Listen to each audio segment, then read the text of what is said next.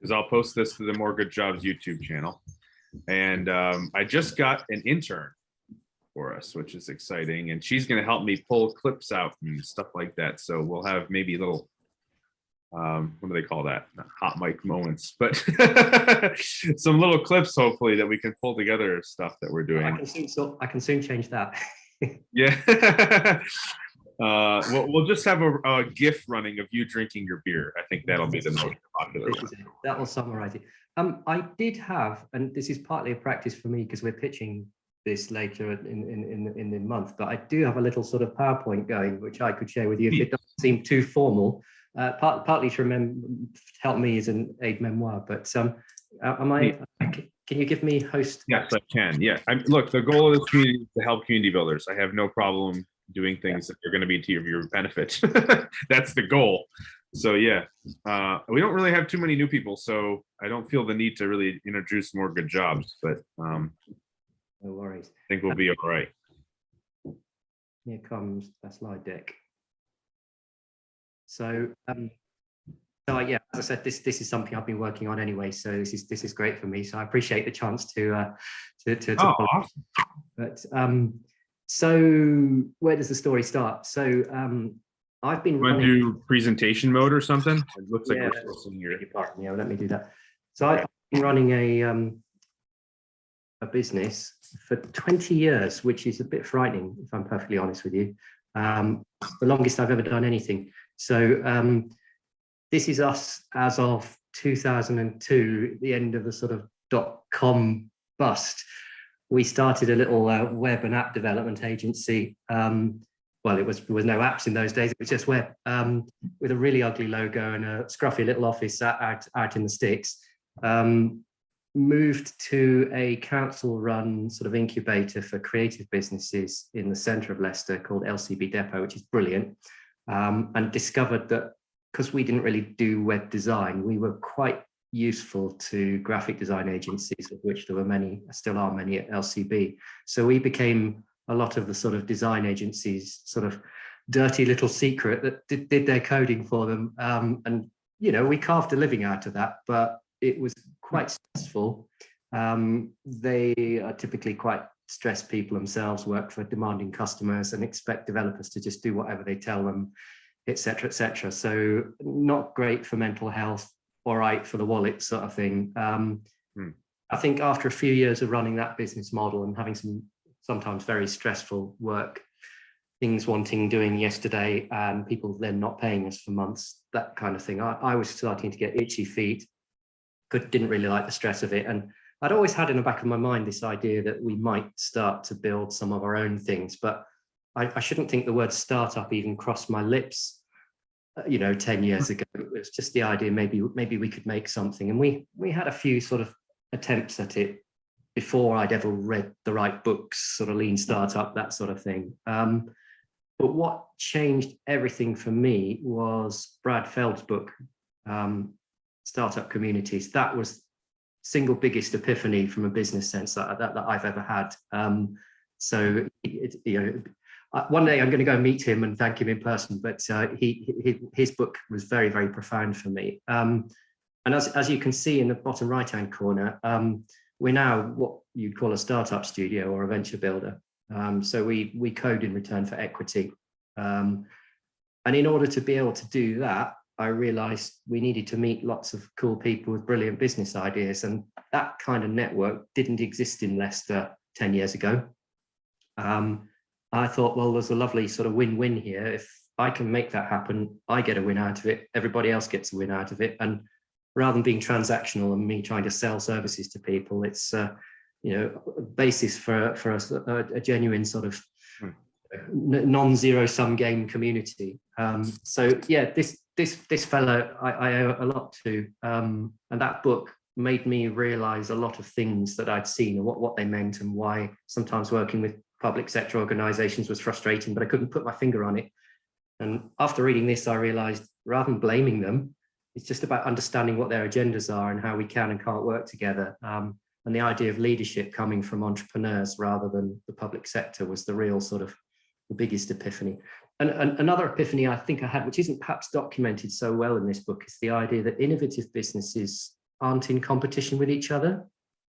And if you've been doing business in a city where everybody's sort of turning up in their suits at networking events and handing out business cards, you realize a lot of what's called networking is actually very parochial selling. And those sorts of events for me, just I had to do them because that's how we got work sometimes, but they just weren't fun, and it was just really transactional. But I realized if I met entrepreneurs who were working on their own unique, innovative things, that the chances of two rival startups being in the same city are pretty limited. And that changes everything, because you can have a community when everyone isn't looking over each other's shoulders and worrying about what the person next to them is doing. I think that's a really important principle, which maybe it's covered in there, I can't remember, but it was something that I certainly realized. So I think that's significant. And it's something I'm always trying to explain to business support agencies in Leicester, is if you go for the more innovative companies, you're as well as more likely to create growth. You're not just sort of supporting small rival companies. And I think that's quite important. So I started running events in early 2013. Well, I did an early one in December 2012, just with some private people who I was just sort of running the idea by them. We should have a kind of meetup community or something. But the first event I did in public is the one on top right and at the bottom, which was at a local sort of art centre stroke cinema. And that went really well. About 50 people turned up. A lot of them weren't entrepreneurs, but that's okay. And we managed to scrape together about 3 or 4 pitches from startups that I'd already found. Some of them were very sort of ropey early stage things, including one of my own, but it was enough to sort of say, maybe this is worth persisting with. And I went on running that at that sort of cadence, running a couple of sessions a month at a sort of a free venue like that, and coffee or beer or whatever. And just persistence and going on doing it again and again meant that every time you ran a session, somebody new would come out of the woodwork. And that was what's really exciting about it. Every time you run a session, there'd be at least one new founder or venture that you hadn't heard of. And I just started collecting those details in a spreadsheet and reaching out to them, trying to see them one-to-one as well as at events. Just doing the grind, the sort of slow work of collecting names and building things. And I mean, I remember people coming up to me afterwards saying, this is brilliant, but this is never going to work in Leicester. It's too small. Everyone wants to go to London, and all the usual excuses you guys probably hear in places like, upstate New York. Yeah, go to New York, go to Silicon Valley, whatever. And I thought, yeah, but everyone says that, and yet it's a self-fulfilling prophecy. Everybody's still in Leicester. So let's do it here, sort of thing. So, were those pitch events then? Is that what that was? Or what was the... I probably didn't call it that at the time, because we weren't pitching to anybody. We were just telling our little stories, sort of quick. So yeah, pitch events, I guess. What we tried to do, the thing that worked well, is what I call a meet the startup event. We still run those, which is more about startups telling their story, warts and all. A bit more like this, really, telling the whole story and not trying to glamorize it or use it as a promotional thing. We always encourage that, because that attracts other founders who want to hear what it's really like and how they really overcome difficulties and that sort of stuff. And often after those, the networking afterwards would be really interesting, and people would be sharing, sob stories, horror stories, crises, that sort of stuff, rather than kind of preening themselves and showing off how brilliant they are. And I think keeping that humility is quite hard to do sometimes, because some people just love to show off about what they've done, and they don't always want to share how bad they are at it or how they screwed it up. So but yeah, we've tried that sort of humility angle, I think. So one of the things that happened really early on, even just in our first year in 2013, is started getting interest from other organizations. And having read Brad Feld's book, I realized that this shouldn't be a soloist thing. This shouldn't be about me or about any one particular organization. And that, especially in a city that's only about 400,000 people, parochialism in a community was absolutely not going to work, because it would be spreading the people who are interested too thinly. And he's not on the call today, but you can see in the left-hand picture, the guy standing up, Pete Hitchings, at the time was working for University of Leicester's career service. But they pitched in and said, we'd like to run some things too. It's sort of in sympathy with what you're doing. And they started running a startup cafe on campus for students, and that was really good. And we started getting some of our entrepreneurs to go there and vice versa. Students were coming out and meeting some of our events, and that was really good. So that was an example of a public sector organization engaging in a really positive and constructive way. It's no coincidence that Pete is currently now a director of Leicester Startups, our social enterprise. So he's been a big part of our organization along the way. That's a picture of our first startup weekend. So actually it might be our second, but we are approached by a sort of rival local startup weekend style organization. It was called Launch 48. They're based in Birmingham, about 50 miles up the road. And they said, why don't we come and run a startup weekend in your community? I was like, wow, I've heard about these. I thought they're amazing. And I thought we were way too early and didn't have enough numbers. Like, no, let's do it. And that was a big kind of, I won't say a tipping point, but it made us realize we could do some of the things we'd seen and heard about in other cities. So, and we still do those from time to time. They're particularly good for engaging with students, I find. Students can sometimes be rather kind of siloed in their campuses and their halls of residence in Leicester, and this gets the entrepreneurial ones out and mixing with more experienced founders. So that's something that was really, really good. That was a big sort of step up for us. And it was a level of engagement which was much more profound, people getting their hands dirty and tackling difficult problems with people they don't know very well. So that was a really good sort of thing for binding the community. So yeah, those startup weekends are always good. So yeah, from early on, we had some really good partnerships actually with the private sector. I'm perhaps mildly critical of some of the tone of Brad's original book, which was rather implying that the public sector were not so much not to be trusted, but that couldn't be relied upon to provide much. Feeders and leaders, in my parlance, feeders sounds like someone who, you know, it's not a nice word. And actually, these people have been incredibly supportive. I know Brad's kind of somewhat toned down, I think, that rhetoric a little bit. It is true that entrepreneurs need to lead, but if you've got good in close relationships with public sector organizations, they can be absolutely brilliant. So University of Leicester was a very early one and still is, running the Startup Cafe, and ultimately more recently helping us get funding, state funding to run our community with paid salaried people, which was obviously a big change. De Montfort University, another city centre university, lots of entrepreneurial students, and they were great at letting us have venues for free so we could run any of our sort of talks and events. And the City Council let us use the LCB depot, which was also my workspace. So it's a sort of cafe and creative business sort of incubator. So we actually ran our first startup weekend across all three venues, and that was really nice. So Friday, Saturday, and Sunday we're at three separate venues.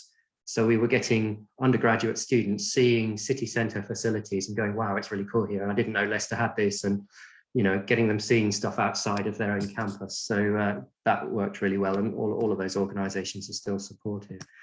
The thing I'd always had this bee in my bonnet about was getting people to work together. And well, we do now have an operating successful co-working space, but I think it's something like our fourth or fifth attempt at it. And it failed in various locations for various reasons. Many cases we didn't even get off the ground because the money wasn't right, or the landlord changed his mind or whatever. But yeah, quite a few false starts with that one. Lessons really to take out of it is you can't do co-working until you've got community. And I think sometimes people think, well, you can build a building, build it and they will come. Yeah, someone will come, but it might not be the people you want. They may not be entrepreneurially minded. They might be there just to sell, or they might just not want to interact with anyone else in the room. So those are two things. You come with an existing community. So you can only really do co-working well if you've already got some people who want to be in a room together. And finding a sympathetic landlord, because there's frankly no money to be made in co-working. You can break even and you can maybe have a bit of revenue that you need to sort of reinvest, but it's not the sort of thing that's highly profitable. And so finding a landlord who wants to come on the journey with you and has more than just a financial interest in it is really important. So that's a co-working space which we sort of opened for all of about 2 weeks, and then lockdown hit us. And we weren't able to restart that one, unfortunately. The accelerator, and this is where Sam deserves an absolute ton of credit, because we talked about accelerators for years, and I was always a bit sort of, maybe it's imposter syndrome, but I always felt this isn't something we're ready for yet at all. But when lockdown hit and we had funding and staff to do things, but couldn't run the co-working, which is what we were mainly funded to do, Sam was like, come on, let's run an accelerator. And everyone's were like, don't run virtual accelerators, they have to be in person. We were like, no, let's do it anyway. Everything's virtual at the moment. And it's, frankly, it's the single best thing we've ever done, far more profound than anything else we've done. We're now about to run our fifth cohort. Wow. And it's unraveled so many other things. It's led to co-working users. They come on the accelerator, they use it for free, and then they pay at a later date. It's got people interacting in a profound way rather than a superficial way. So, you know, I mean, I don't know if he's in this picture, but there's a guy who's one of the recent cohort participants who is a graphic designer, and as well as running his own things, if he sees another startup and he thinks their website's rubbish, he just go and make a better one for them and say, pay me another day, sort of thing, like the epitome of give first. Wow. That sort of depth of interaction has been happening. It's just, you know, it's everything you'd want from a community. So yeah, the accelerator has been wonderful, and it's a great attractor as well. It brings people out of the woodwork. The other person who deserves an absolute ton of credit, he was on the call, I don't know if he still is Rick, because our accelerator is modeled on Pi in Portland. They were so very kind as to put the recipe book on their website, say this is how we did it. And Sam, I think I sent that to you originally, Sam, and said, look, that's the one I've seen. I don't know how Techstars or Y Combinator runs, but this is a community one. That looks like the right model for us, and it certainly is. So yeah, Rick deserves a massive thank you for that. I know he's been amazingly generous since, and has come on our demo days, even though it's 3 a.m, and even I think he sponsored one of them as well. So you know, a trip to Portland is due at some point, I think. So that's that. Another thing that this is, I think I've maybe shown some of you this before, but one of the things that came out of this was the need to find mentors for the accelerator to be taken seriously. And again, probably another thing that couldn't have happened any earlier. We'd been running Meet the Startup events for some years prior to the accelerator. And a couple of months before the first cohort, I was like, me and Sam can't be the sole mentors for a big cohort of diverse startups. So what are we going to do about that? So I started asking founders that we'd already spoken to, had already done events, that kind of stuff. Do you mind hypothetically being a mentor if the need arose? And I asked about 40 people, and every single one of them said yes, unequivocally. So there was a lot of goodwill sort of latent there that we hadn't tapped into. But there's issues with, some people like to be publicized, some people don't. What you see here is a sort of a secret entry to our help engine. The actual public one is anonymized. We're still two minds about that, but I think some of the super busy founders and more successful entrepreneurs don't necessarily want to be pestered and don't want to be publicized that they're willing to mentor, because that can attract people who aren't relevant, who want to talk to them for the wrong reasons or try and sell them things. So the current version of this optionally can be anonymous. And so a mentee at a startup weekend or an accelerator can request an intro just based on a job description and a job title. And we found that's actually worked really well. We've had hundreds of requests on it, and it's been a big part of the community. Of course, in many cases, the people on the accelerator end up being mentors themselves. Sometimes they have areas of expertise, you know, like the graphic design guy, for example, Martin, he's been amazing helping people with that. Mentees and mentors are often a very gray area, and you know, you meet with one supposedly senior to the other and find they actually, the reverse is true in other disciplines. So that's really big, and it's got to the point where I've been talking to other communities about this. And so we're potentially, well, we are launching this as a separate platform in its own right to help communities like ours matchmake with mentors without people being pestered. So that's something that's, you can have a look at helpengine.co if you're really interested. Is that just a platform, or is that a network that you're tapping into? It's currently a platform, so I think meetup.com or Eventbrite would be a good analogy in terms of business model. But if it goes well with sort of people like us as community organizers, sort of early adopters, then we might convert it to more of an antidote to LinkedIn, if you like. That's kind of how I would see it. It's about getting help and offering help rather than trying to sell things to people. So yeah, that's something that I mean, if anybody's interested, we are ready for people to sort of sign up for the beta. So that's the co-working. Finally, we've done it. It's open and we've got members, and it's broken even as of November last year, which is when we opened it. Many of the people are those who've been on an accelerator, but it's also attracting people out of the blue. So it's an attractor in its own right.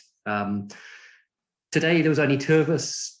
Last Wednesday, there was like 8 of us. It's very hit and miss, and it's still early days, but the numbers are growing slowly. But we seem to have a gym membership issue, which people join, but they don't turn up, which is fine financially, but not great for the community. But I think that's all about reaching critical mass. And I think if we get to critical mass, then people have this good gut feeling that if they go in, they're going to meet somebody. So yeah, that's been a ton of fun, and it's been lovely to get out of working from here in my dining room and going back and meeting people. It's quite inspirational. So I've been very lucky over lockdown that lots of other people have become quite isolated. I'm quite the opposite, running the accelerators and co-working now. It's just like I've actually, if anything, I've been more networked than before. So that's for me, that's just very lucky, really. So what we achieved so far, 4 cohorts plus a scale up one, the co-working space, the help engine. One thing I think I posted the other day is something we tried and might like to try again, is something to try and convert SMEs, so traditional businesses, into more scalable, ambitious entrepreneurial kind of businesses. So Leicester's got a whole raft of people who provide business services. Often they're very skilled, but they're often trapped in business models that mean they're fundamentally selling their time. We hope to evangelize entrepreneurship and say, what if you could turn those skills into something more scalable? So we ran what we call the transformer, which was equivalent to an accelerator, if you like, only obviously with robots. So and that went very well. We had 15, was it, Sam, I think, on the first one, and some great conversations. It was a mixture of sort of workshops, early stuff about lean methodology and customer validation, all that kind of stuff, plus some case studies where we got people who'd made that jump from, say, agency model to scalable model. Some great people coming on and talking about how they did it. I'm kind of angling to do that again if we can afford it, because I think, if anything, there are more people like that who are perhaps in a traditional business but have the potential to become entrepreneurial than pure play startup founders. So if anything, there's a larger potential pool of people you could get into your startup community if you can convert them to the sort of more scalable business models than purely looking for wannabe Mark Zuckerbergs or whatever. So I think we're kind of, it's an angle that I think would work well, and particularly in Leicester, which does, I think, have a lot of people who they may own their own business, but it's a non-scalable, selling your time sort of model. So I think it's particularly relevant to Leicester, but I suspect the same thinking would probably apply in lots of other places. So it's about converting people to a business model rather than starting their first business from scratch. Yeah, we've had lots of sort of interactions on social. That's growing and has done well for us in the newsletter. And don't say it too loudly, but we have more LinkedIn followers than one of our main funders, our local enterprise partnership. I'm sure they helped us get there, bless them. But yeah, so we're getting quite good at that sort of thing. More recently, lots of great partners and supporters. So I mentioned the LEP. So the LEPs are government endorsed partnerships between private and public institutions. Everywhere in the UK's got one, whether sometimes it's a single county, sometimes it might be a whole region. And our local one has been brilliant. They've funded us, previously funding Sam and other people. And that enabled us to do all of the things that we've described recently in a much more sort of professional basis. British Business Bank is a government-funded organisation trying to get funds into early stage startups. So they underwrite loans that other organisations provide. They've been brilliant, so they've sponsored us and been incredibly supportive with connections and helping us meet potential sponsors. Tech Nation is originally a London thing, now UK-wide, again, government sort of PR and promotional organisation trying to promote the tech industry in the UK. Again, our local contact, Naomi, has been absolutely brilliant, making introductions. Loughborough University, very, very strong engineering and tech community there. Sam works there partly, as does Pete Hitchings, and they've been great, and there's some really quality startups coming out of there. I'm reading off our sponsors now, so this is a bit cheesy, I appreciate, but and our accountancy firm, I think you get the picture. People are really willing to help us out. So that's my accountant, Malcolm, who's been doing all of our books and stuff for free. So we're getting that kind of feeling people want to support us. Case, who helped us set up our social enterprise, because we didn't know what business model would be right for a startup community, and then they put us straight on that. Can't go without mentioning these people. I don't know whether any of them realize it, but these three guys in particular have been very, very influential. Mostly just moral support and making us realize we're doing the right thing or heading in the right direction. But yeah, I think Rick and Joe and Martin have. Martin's book has been incredible too. That was a worthy sort of successor to Brad Feld's, I think, more kind of granular, but I think that was quite profound. And I wave it at people in the council on the left and say, go and read this. So I should probably be getting commission from both Brad and Martin for but no, those have been great. That's our team. That's Sam, Pete, I mentioned before, Reginda, who is at University of Leicester. We wouldn't have got our funding without her, and she's one of the directors of our community interest company. And Sukhvir and Manish, who are recent, well, not actually recent, they've been with us a couple of years, but help us with things like comms and project management, and also trying to get more women out of the woodwork and into our events and activities. So nice little team.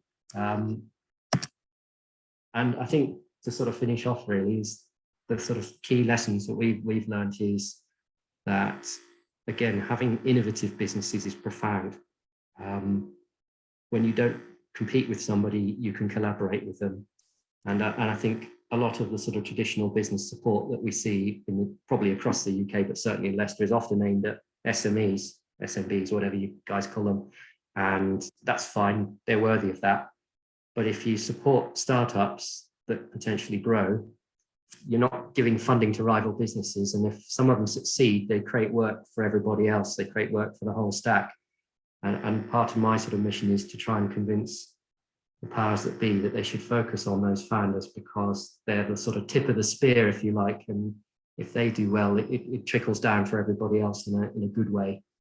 Not in a capitalist way, but in a community way. It means that there's more work to go around and there's more expertise being shared, that kind of stuff. The other big thing is critical mass. I mean, maybe with the knowledge that we have now, if we turned up in a foreign city and tried to repeat what we've done, yes, we could probably do it quicker, given the knowledge we've got. But some of these things just take time.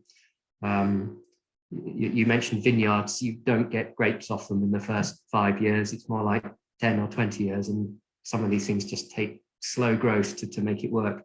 I don't think we could have run co-working or an accelerator in our first 3 or 4 years, but now we can. So I think that's something Brad Feld says it tacitly when he says it's always a 20-year project. You're always looking 20 years into the future, and that's really that's that. And the corny old thing of giving first and getting enough people who are willing to just help each other out for no particular reason. You kind of have to lead by example a little bit and go helping people, but once you've got a bunch of people who start doing it, it takes off. It gets a sort of a mind of its own, and people do that quite naturally anyway. I think once they have trust and know that people are there for good reasons and are genuinely care about their well-being and success. So, and I think we've kind of crossed the Rubicon with that, where I'm beginning to see people being helpful without any prompting. I mentioned Martin, who did graphic design for a few people recently. That was unprompted. It's not like I said to him, you should go and help somebody or whatever. They just did it because they liked the other people and thought, I can help you, so I'm going to. So I think that's really profound. Here's what's next. We have a deficit when it comes to investment. We have had a number of startups, including one very recently, managed to get seed round investment, but we haven't really been pushing for that. We have had investors on our accelerator demo days and workshops, and several of them have then invested in businesses on those accelerators, but we've not really sort of put the pedal to the metal with it, getting investors going, and increasingly we're seeing investment worthy startups in our community. So what we're going to do, I've been working on it today, in fact, is to repeat our help engine sort of model, but just for investors. So to have a sort of public address book of investors who we know enough about them to make good introductions, but to make that available to prospective investees, accelerated participants, etc. And we're also going to do a little newsletter. So we're going to send, if we've got news of a startup that's looking for investment, we're going to email that to the investors we know, and hopefully sort of bridge that little two-sided marketplace, and hopefully for everybody's benefit. We want to fill the co-working space. That goes without saying. If we can fill it, that covers nearly 2/3 of our sort of desired annual budget. So that's a really big deal, and that's a win-win, because not only do we get money, but we get more community interactions in person. Like I said, that's still a bit tricky, but we're getting there. We want to run more accelerators. We definitely want to get more entrepreneurial people out of the woodwork. I think every time we think we've met everybody, a whole bunch of new people come out of the woodwork.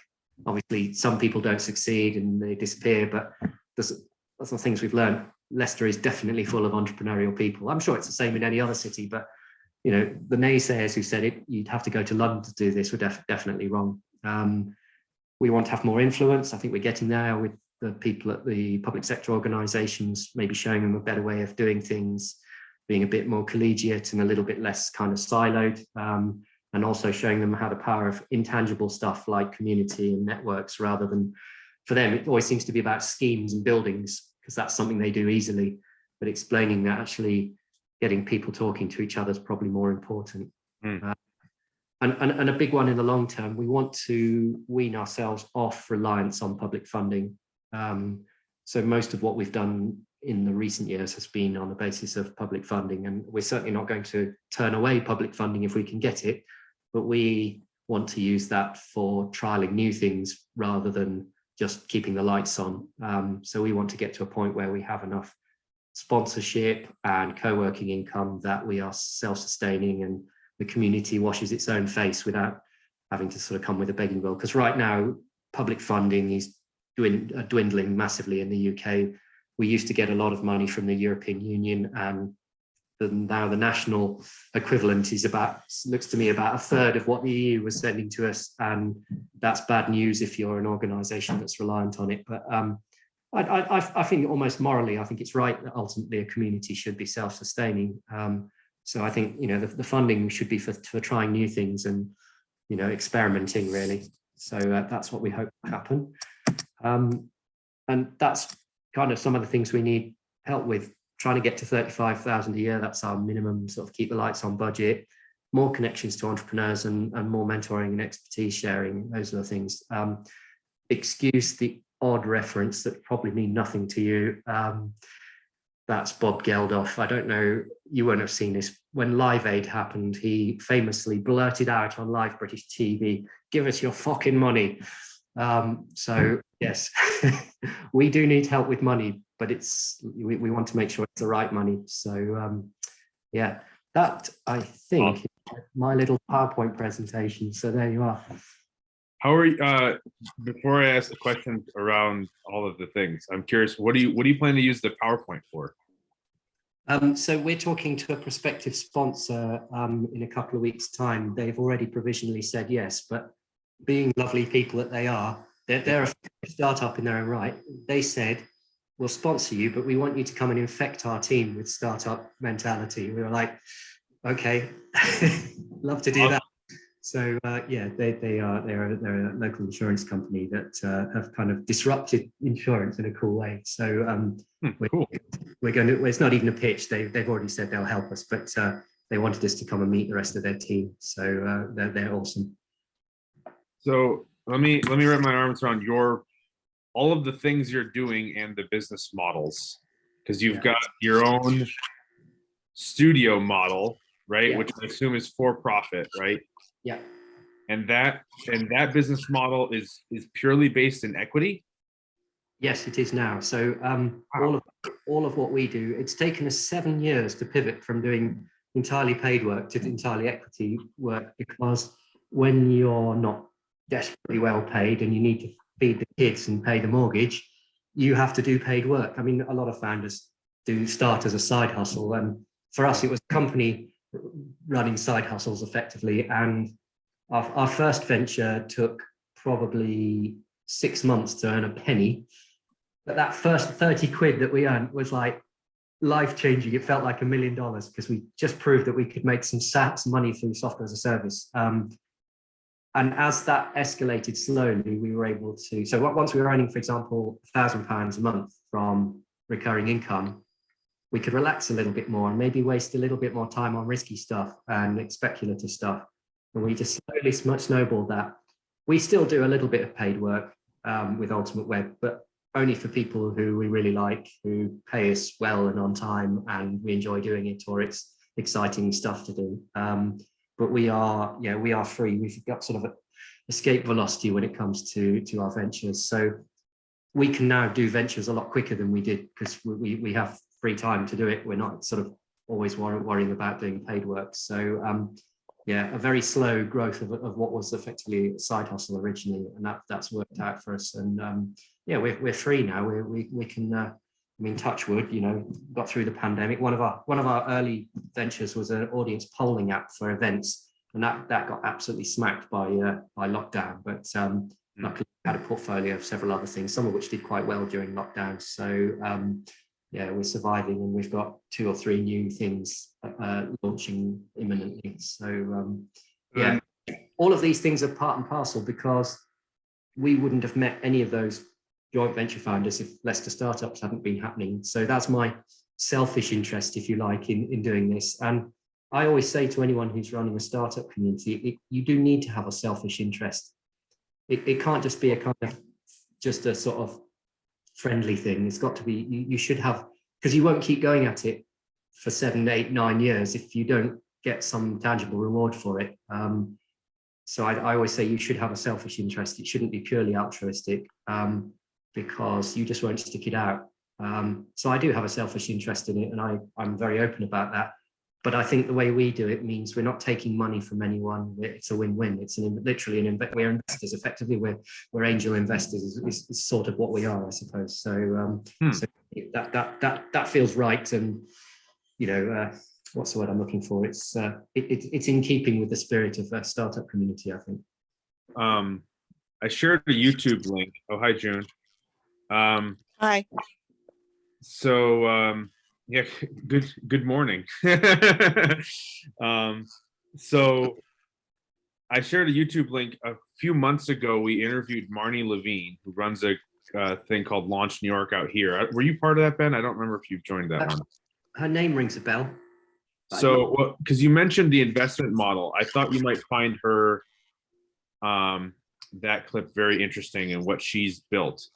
But it started out as a nonprofit fund, so it's a fully philanthropic fund, which we're taking some inspiration from now. Mike and I is what we're doing, but with a little bit of a different twist. She was very much nonprofit, but focused on like angel investing in high growth companies. We're a little bit more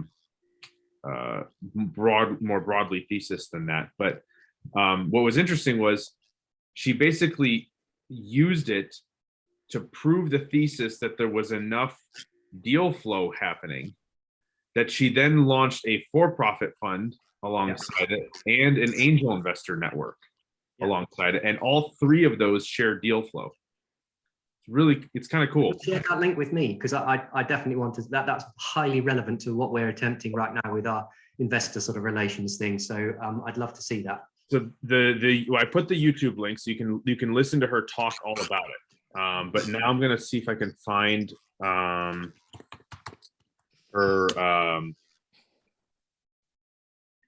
That sounds really good. I think there's the whole kind of non-profit thing. I'm perhaps, even though I'm a director of a non-profit, I'm almost a bit cynical of non-profit when it comes to business communities. I think that I always have to sort of keep my eye on the ball and say, no, ultimately we're trying to help people become wealthy. And I think there can be a tendency with non-profits to almost forego that and just say, well, we're doing everything for the good of humanity, which is all very nice. But if you're trying to help people get wealthy, you still need to think a little bit like a capitalist as well. And I think there are certain people who end up in non-profits and kind of almost absolve themselves of that and say, well, we're just here to help people.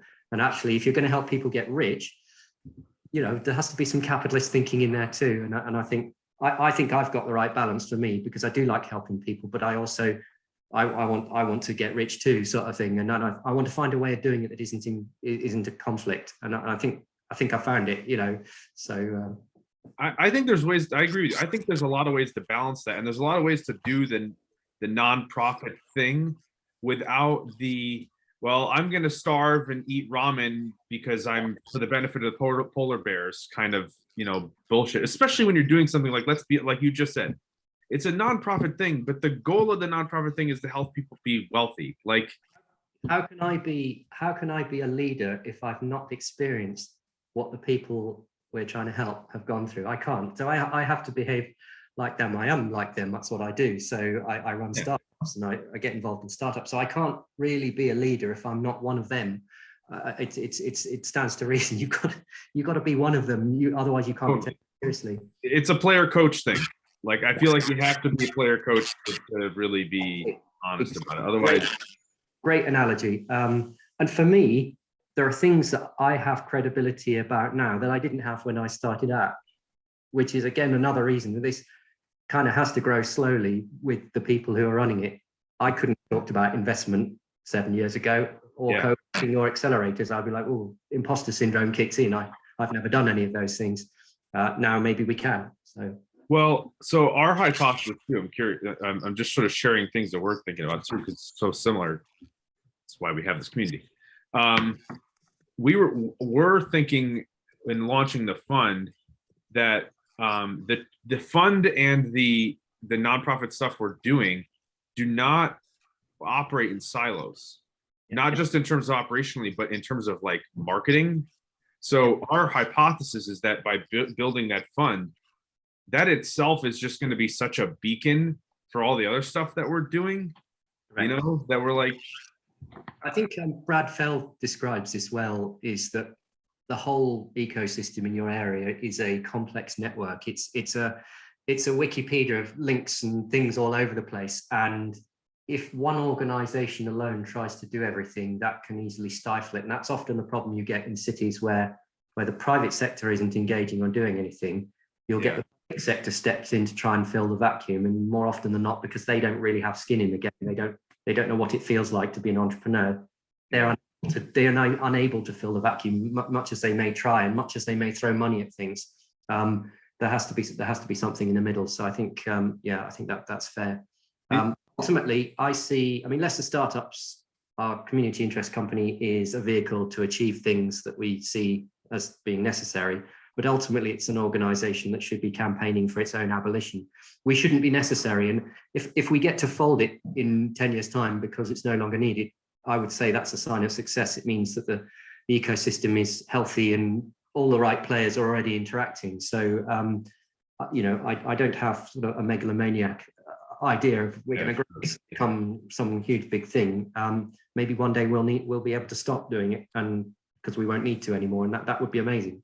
So, hey, and also for what it's worth on the funding side, like, and I only say this because you already have the right team, quote unquote, in place, which is critical. Because if you don't have the right people with the right skill sets and the right mindset and doing this player coach thing, you're destined for failure, especially if you're going in the nonprofit direction, Yeah. or tying yourself to an institution, which is what I was just about to say. Yeah.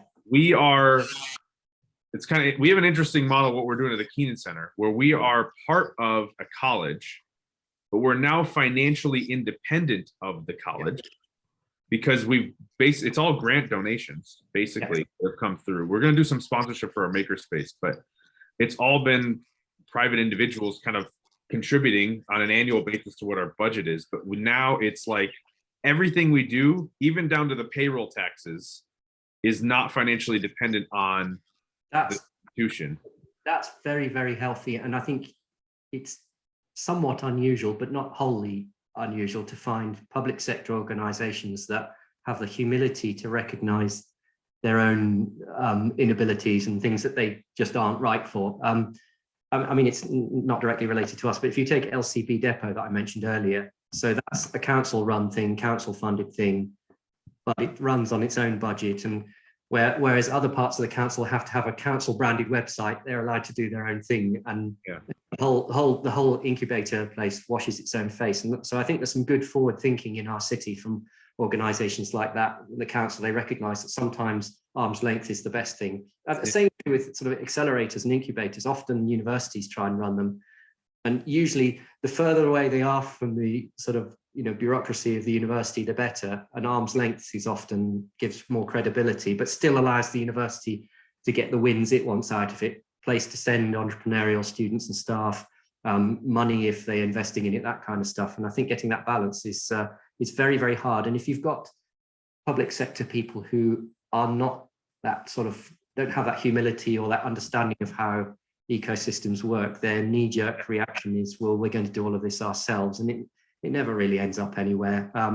I think we're very lucky in Leicester. Actually, we've got some very open-minded, forward-thinking people, but it's just very hard to get bandwidth from anybody. Everybody's struggling at the moment.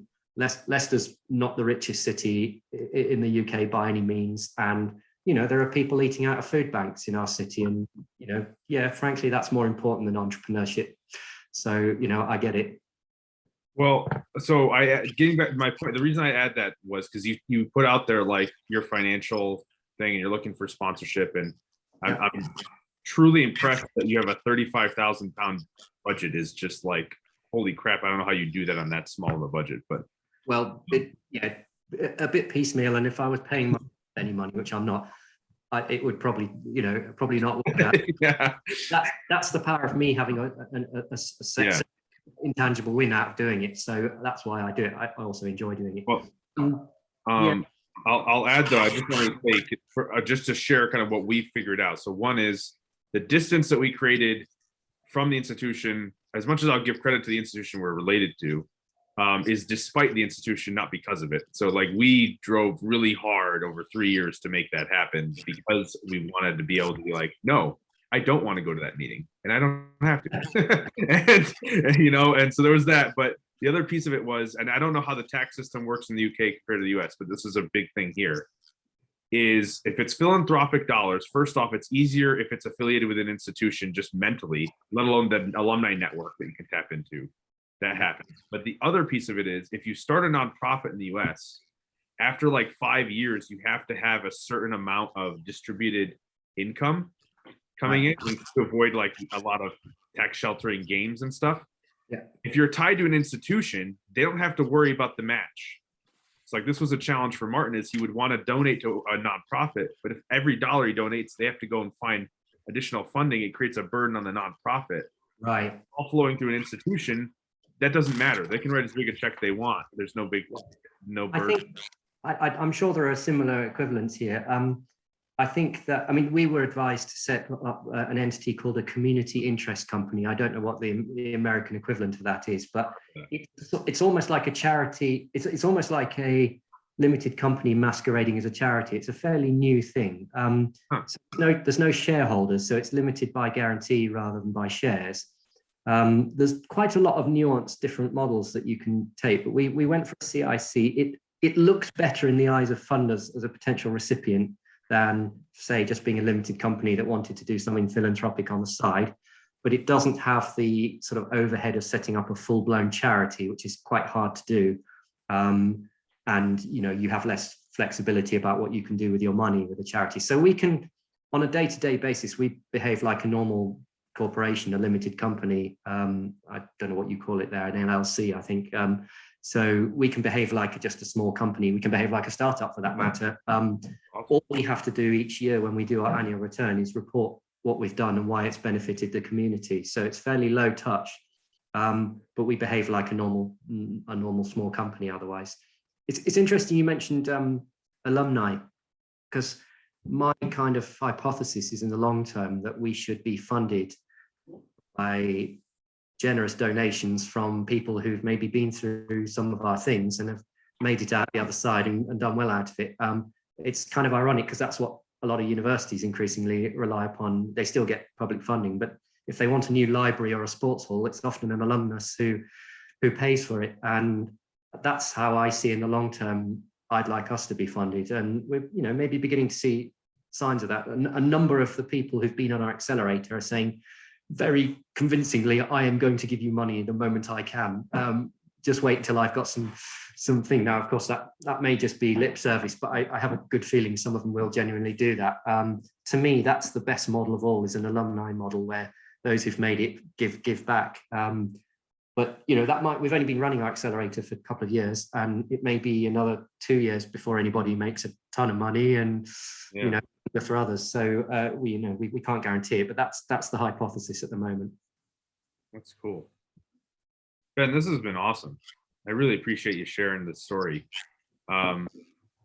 What, if anything, can we do to help before we close out? I mean, what do you?